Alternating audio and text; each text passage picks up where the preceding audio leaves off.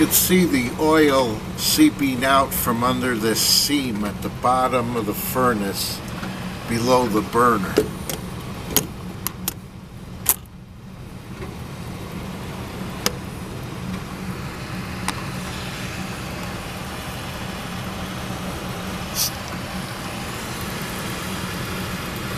There's a big leak by that bolt, bubbling out.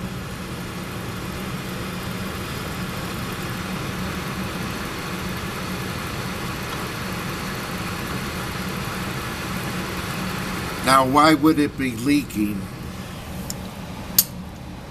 There's a new pump on here, brand new.